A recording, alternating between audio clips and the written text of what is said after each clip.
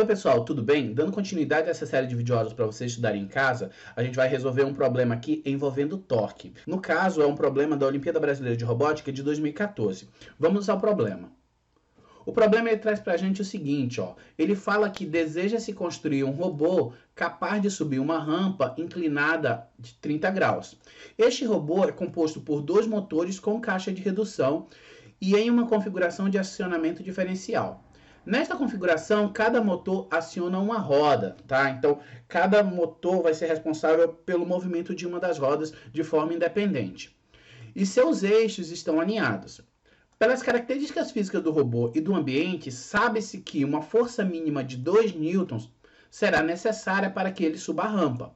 Considerando que o robô tem rodas com diâmetro de 5 centímetros, qual será o torque mínimo no eixo de cada uma das rodas? Então eu quero saber o torque mínimo que cada uma das rodas vai aplicar para poder ele conseguir subir essa rampa.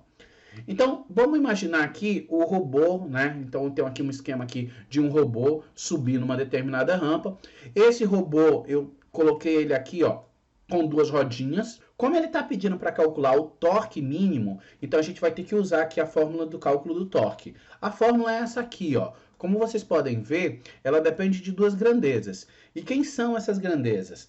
Eu tenho aqui o R é a distância do ponto do eixo de rotação até aonde está sendo aplicada a força.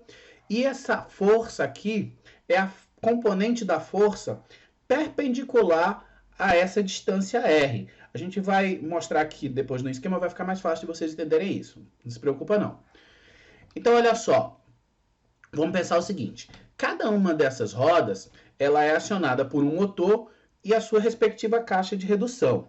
Essa caixa de redução, ela tem a função de reduzir a velocidade angular e aumentar o torque, para poder garantir que esse robô ele suba a rampa.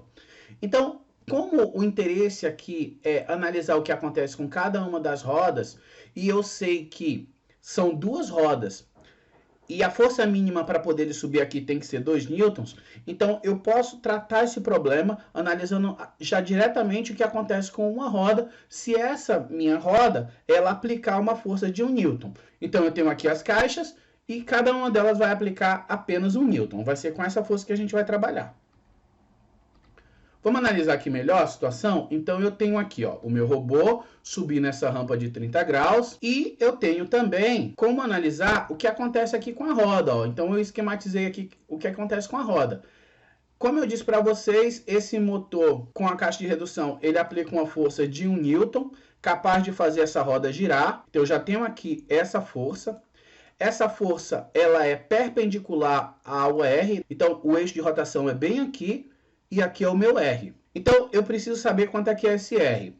O problema já deu para a gente que o diâmetro de uma das rodas é de 5 centímetros. Então, o meu R vai ser metade desse diâmetro. Ó. Então, eu dividi aqui 5 por 2, eu vou ter 2,5 centímetros.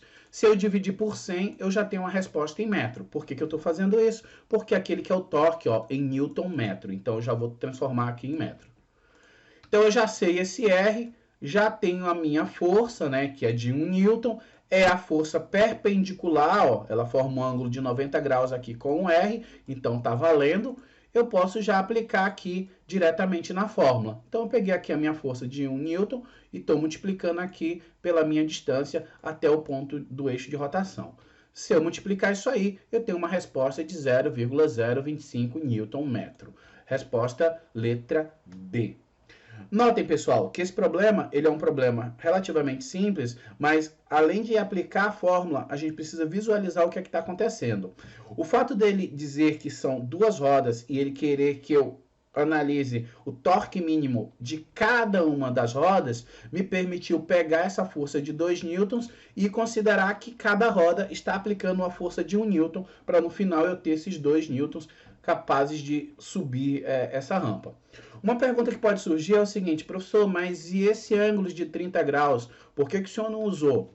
Eu não usei porque o problema já trouxe para mim a informação a respeito da força mínima para ele subir. Ou seja, a força mínima para ele vencer a componente do peso.